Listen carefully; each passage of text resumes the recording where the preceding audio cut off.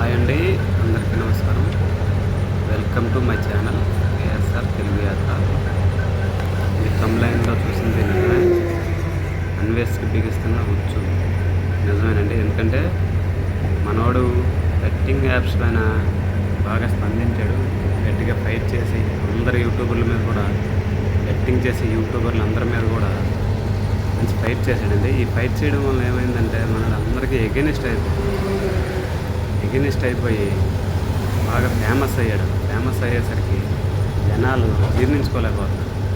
జీర్ణించుకోలేక మనోడి మీద అందరూ పగపట్టేసి ఫుల్ కసితో ఉన్నారండి. ఎంత కసి అంటే ఒక్కొక్కరికి సన్నీ వాళ్ళ అమ్మని తిట్టాడు, ఇమ్రాన్ వాళ్ళ అమ్మని తిట్టాడు, వాళ్ళమ్మని తిట్టాడు, వీళ్ళమ్మని తిట్టాడు, ఆడవాళ్ళని లాగాడు. ఏమండి, అతను వాళ్ళ అమ్మల్ని తిట్టక ముందు చాలా మంచిగా వీడియోలు చేసి చెప్పాడు. అది ఎవరు అబ్జర్వ్ చేయట్లేదు. అది అబ్జర్వ్ చేయకుండా వాళ్ళని తిట్టాడు, వీళ్ళని తిట్టాడు అంటే తిట్టడేటండి. మరి అంతమంది పిల్లలు భవిష్యత్తు పోతుంటే తిట్టకుండా ఎలా ఉంటాడు? పిల్లలు చచ్చిపోతుంటాయి గేమ్స్ ఆడి, బెట్టింగ్ యాప్స్లో గేమ్స్ ఆడి డబ్బులు లాస్ అయిపోయి సూసైడ్లు, ఫ్యామిలీస్ రోడ్ల మీద పడిపోతుంటే వాళ్ళ అమ్మని తిరిగి తప్పు వచ్చిందా? వాళ్ళ అమ్మని ఎవరిని తిట్టాడు, వీళ్ళ అమ్మని తిట్టాడని తప్పు వచ్చిందా?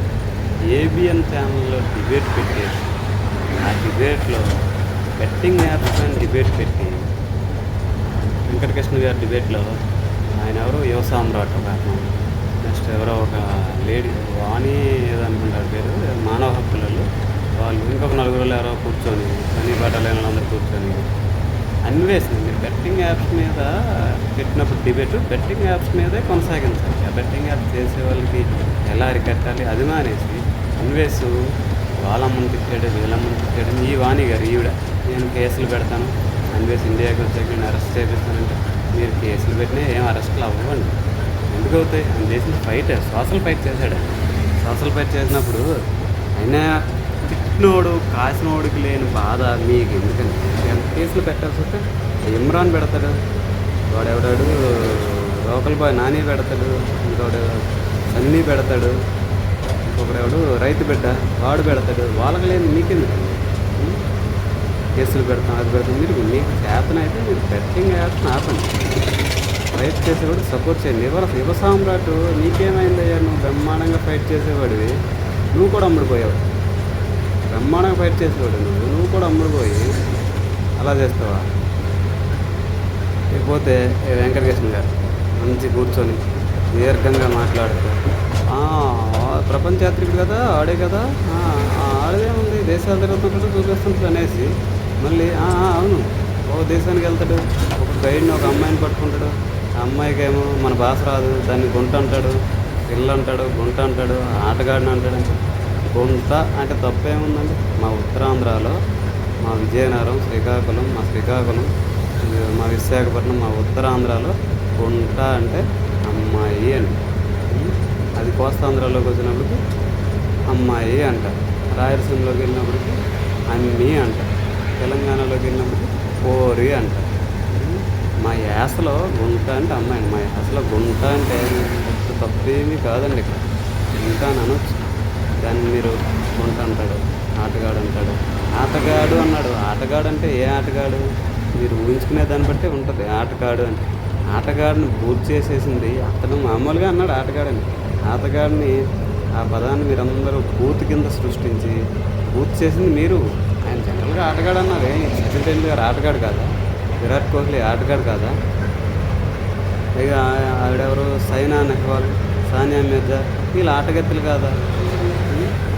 ఆటగాడు అనేది తెలుగు పదం అండి. ఆ తెలుగు పదం తెలుగుని చంపేసి మీరు తెలుగుని కాపాడాలి. తెలుగు భాష అంటే మీకు ఎవరికి కూడా కొంచెం కూడా అభిమానం, ప్రేమ ఉండవు. ఎవడో ఒక తెలుగు పదాన్ని వాడారంటే ఆ తెలుగు పదంలో మీరు బూతెదుగుతారండి.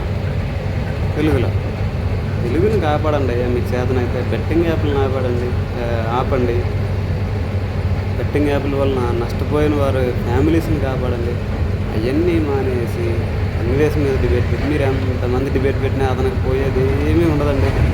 ఫేమస్ అయ్యేవాడు రోజు రోజుకి ఫేమస్ అవుతూనే ఉంటాడు. పైగా అతను ఏమీ తప్పులు చేయట్లేదు, బెట్టింగ్ యాప్లు ప్రమోట్ చేయట్లేదు, ఇంకా ఎక్స్ట్రా ప్రమోషన్లు కూడా ఏం చేయట్లేదు. అతను ఓన్లీ యూట్యూబ్ వీడియోస్ కంటెంట్ మీద ఆధారపడి బతుకుతున్నాడు ఆయన. ఏం మీ అందరూ మీరు చేసినారు, మీరు కూడా చేసినారు కదా, మీ మీ టీవీలో కూడా పనికిరాని యాడ్లు వస్తుంటాయి కదా. అతని వీడియోలో కొంచెం వల్గారిటీ ఉంటుంది. వల్గారిటీ అనేది అది ఈరోజు ఆయన ఏదో ఫేమస్ అయ్యాడని కాదు, ఫస్ట్ నుండి చూడండి. 5,000 ఆయనకి 5,000 సబ్స్క్రైబర్లు ఉన్నప్పటి నుండి నేను ఆయన వీడియోలు ఫాలో అవుతున్నాను. అప్పటి నుండి కూడా చిన్న వల్గారిటీ అనేది ఉంటుంది. అది మనం చూసే విధానాన్ని బట్టి ఉంటుంది. దాన్ని ఎంజాయ్ చేస్తే ఎంజాయ్. సినిమాల్లో లేదా బూత్, డైరెక్ట్ సినిమాల్లో మొత్తం చూపించేయచ్చు, ఐటెం సాంగ్స్ పెట్టి మొత్తం చూపించేయచ్చు. మీకు ఎవ్వరికి అది ప్రాబ్లం కానే కాదు.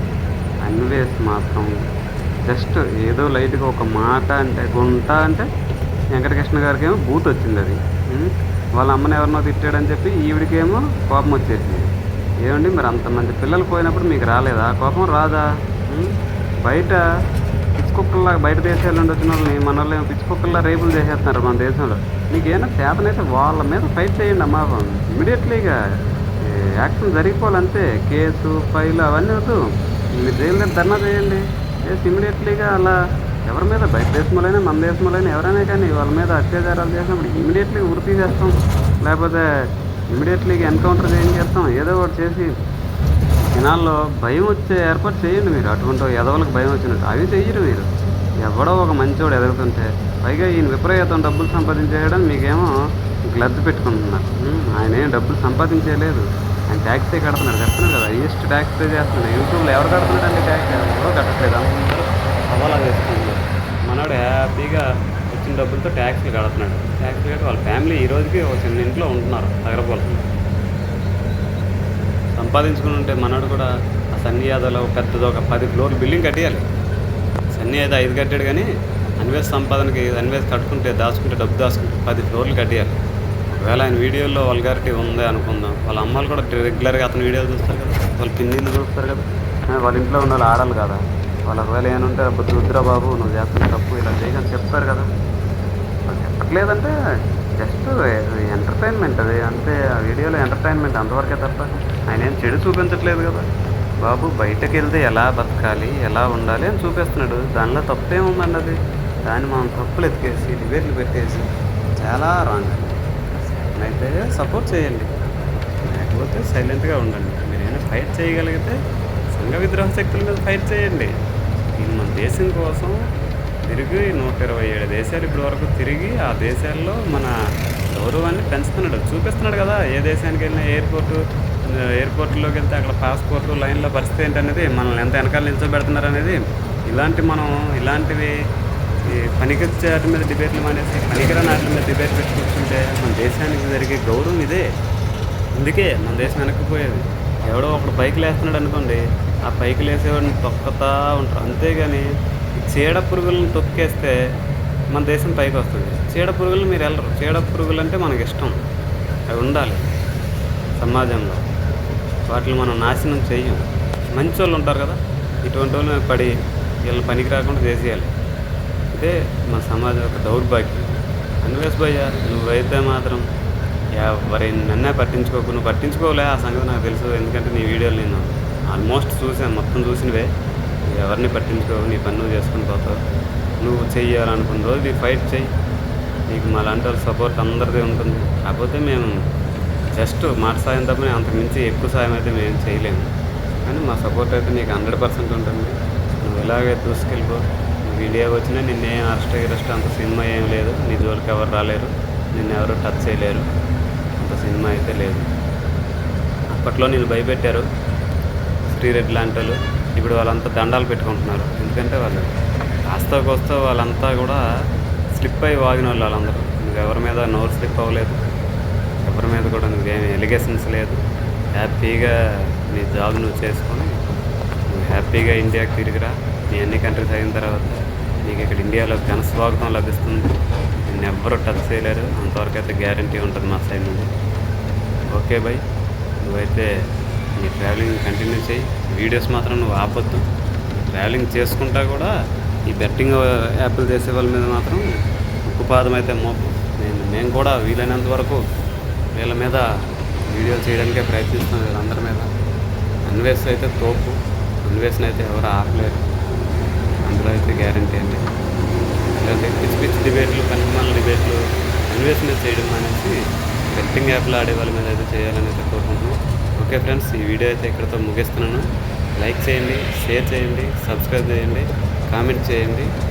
ఈ వీడియో ఎంతసేపు చూసినందుకు మీ అందరికీ ధన్యవాదాలండి.